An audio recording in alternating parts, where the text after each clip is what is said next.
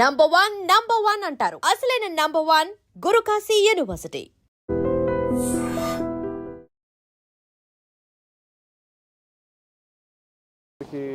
శుభోదయం.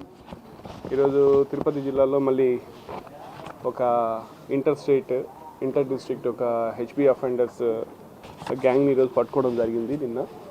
సో దానికి సంబంధించి మనం వివరాలు చూసినట్లయితే దీంట్లో ప్రధానంగా కోవిల్ మణి అని చెప్పి ఇతను నమక్కల్ డిస్ట్రిక్ట్ తమిళనాడు. సో ఈ గ్యాంగ్కి ఇతనే ప్రధానమైనటువంటి లీడరు.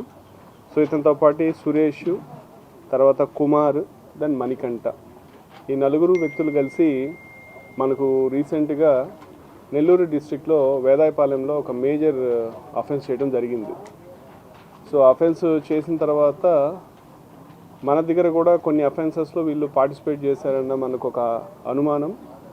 అండ్ అక్కడ వాళ్ళకు ఒక సీసీటీవీ ఫుటేజ్ రావటం, ఆ ఫుటేజ్ బేస్ చేసుకున్న ఆధారంగా మనం కూడా ఇక్కడ టెక్నికల్గా మనం కూడా ఫుటేజెస్ కలెక్ట్ చేసి వీళ్ళ యొక్క పాత్ర కొంత నిర్ధారించుకున్న తర్వాత ప్రాథమికంగా ఇమీడియట్గా టీమ్ ఫామ్ చేసి మా ఎస్సిపిఓ పుత్తూరు, తర్వాత అట్లాగే సిఐ పుత్తూరు రూరల్, మా additional SP crimes, SI KBB Puram, SI Pichatur అందరూ కలిపి ఎట్టి పరిస్థితుల్లో మనం ఈ కేసెస్ డిటెక్ట్ చేయాలన్న ఇదితోటి ఎఫర్ట్స్ చేయటం.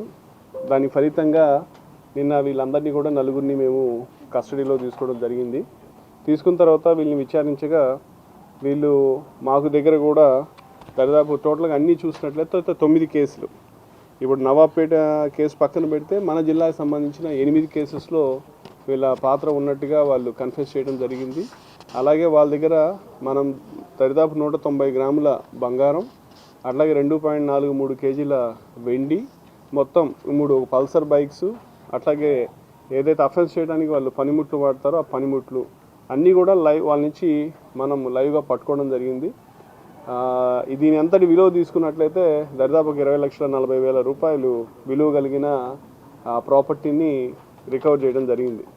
సో ఈ సందర్భంగా ఇంత మంచి ప్రతిభ చూపించి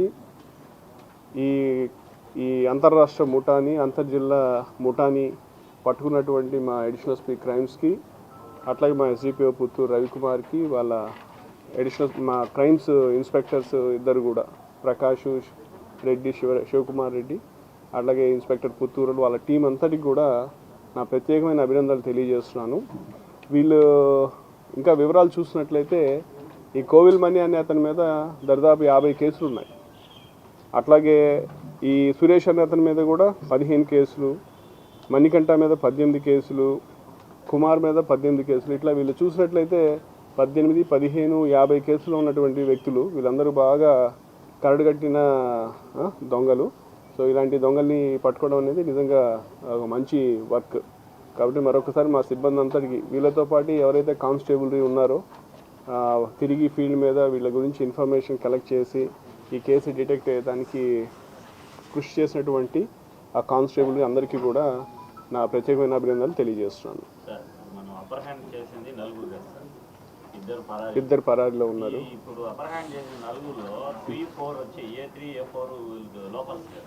అవును, వీళ్ళందరూ కూడా బయట జైల్లో ఉన్నప్పుడు వీళ్ళకి పరిచయం అయింది.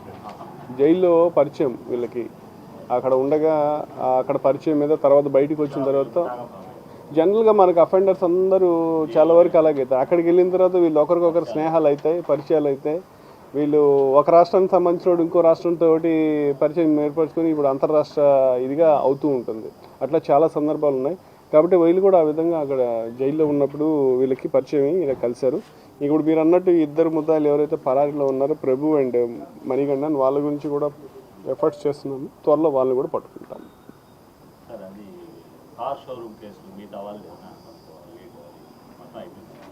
అది కార్ షోరూమ్ది మొన్న అది డ్యామేజ్ చేస్తున్నదా?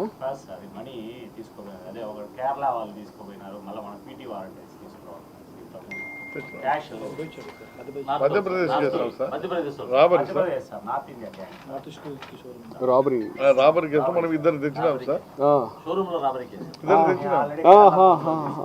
కేసు వాళ్ళ గురించి ఇంకా ఎఫర్ట్స్ చేస్తున్నాము. ఇంకా పాజిటివ్ లీడ్స్ అయితే లేదు. మళ్ళీ చూస్తాం అట్లా ప్రస్తుతానికి అయితే.